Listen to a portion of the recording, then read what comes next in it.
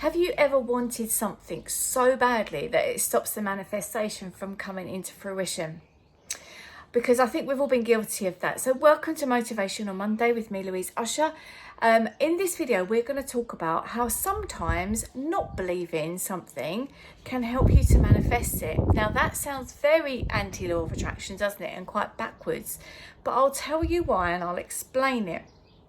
I have a story as well to share with you about, you may know this already, you may not, but 9 years of fertility treatment got me to having the twins at the end of the day. Now, if anybody's ever tried for a baby, you will know that all-consuming feeling, probably more so as a woman than as a father, of wanting that child. And it was a desperate need. It was I needed that so badly that it was attached to a negative emotion. So not having it made me sad, not having it made me feel sadness, like in an all-consuming way. And it was only when I thought, you know what, we're going to try this one last thing, but this isn't going to work. Nothing's worked for 9 years.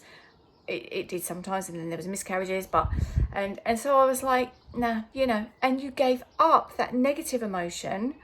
And that's when giving up that negative emotion allows the manifestation to come in. You're probably already following me so far. Good. So in wanting something, they say ask, believe, receive.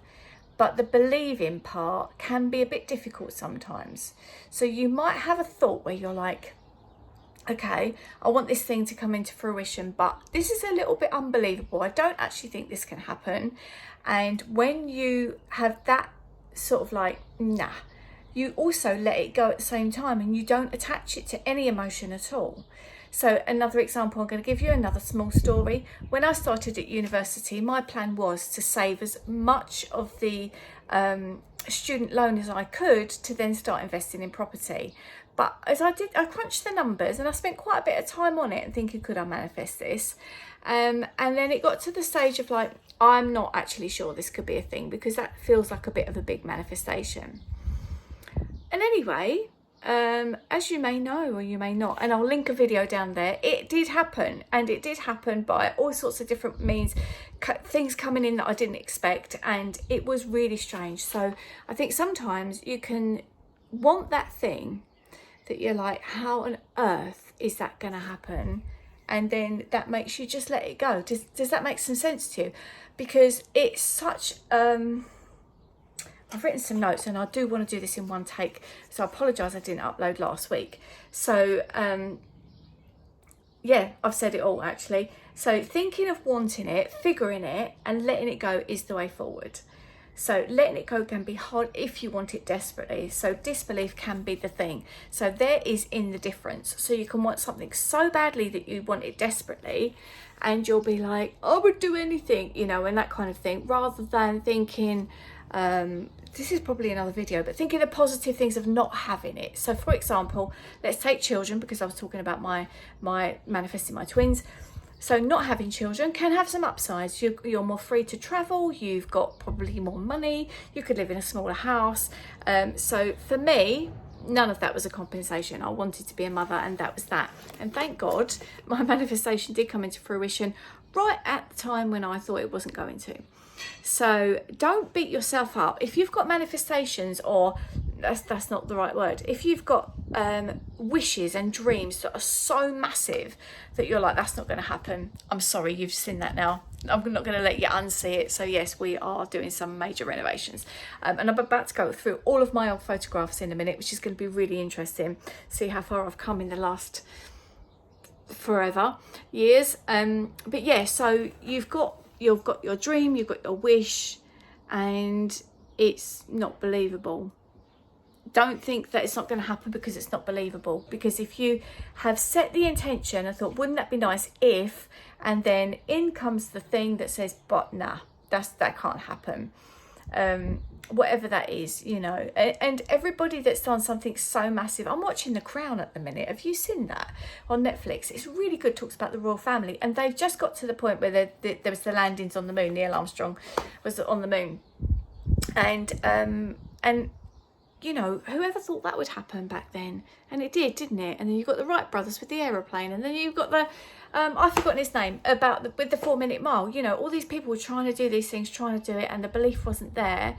And somebody did. Now, he might have believed as well. No, well, no one else has done it. Why could I do it? I don't think so. I think probably they did have the belief. But the point I'm making is it isn't the end of the world if you think, no, this is never going to happen. Now, something else that sounds like it was never going to happen, and I'm just going to show you because it's literally just happened. The post just came just before I started to film this video. I have a book in my hand. It is our COVID-19 How It Made Us Feel book, Life in Lockdown During the Coronavirus Epidemic. If you don't know about this, I will put the link below. Yeah, I'm going to have to do this in priority order because I already have a lot of pre-orders and those people haven't had the links yet. I need to get them to them today, which is going to be tricky because I'm quite busy, but I can do that. So the book is out now. The link is below, and this was censored by all of the publishers, and for whatever reason, I don't know if it's a mistake or it's magic or what, but suddenly it's gone out. So I'll talk more about that in a different video, and I've just literally opened this on camera so that you guys could see my reaction because it's so nice. You've got to love a little book, haven't you? You've got to love it. And like, look, it's proper nice black pages, and everything I'm opening is like on blank pages. Yeah, sorry about that, arm is killing me obviously, but yeah, so it's super exciting, and the blurb is on the back, but it will be in the link below if you go and have a little look. Got little viruses on there. We've even got our ISBN number and everything, and my Lusher Life publishing company, so I'm excited about that. And they kept saying it wasn't going to happen, and it flipping well did. So how awesome is life feeling today? It's feeling pretty good. And I'm gonna, crack on, sort through photographs, throw away what we don't need, or the ones that have got a big finger across the front that mum and dad used to take, do a little bit of reminiscing, and realise how lucky I am to be where I am now. I hope your Monday is as good as mine, and I will give you, I don't know, what am I saying to end this video, Jasmine? I will give you all of my best wishes for a fantastic day and a great week. I know a lot of people are starting to get their lives back a little bit more now, aren't they, that things are happening. And us too, hence this going on. This has been a work in progress, which has been on hold for a little while. We are actually going to make this a dormer, so it's going to be a bigger room, be cracking. And it's the only room I could find anywhere to film anything with no background. So yeah, take care you guys, and don't forget, please give the video a thumbs up. See the links below for the tour, the apartment tour, the frightening manifestation of the investment property, and the book link, which is going to be down there. If it's not down there, come back later because I might actually send it to the other people first. So lots of love to you, best wishes, and have a fantastic week, and I will be seeing you really soon.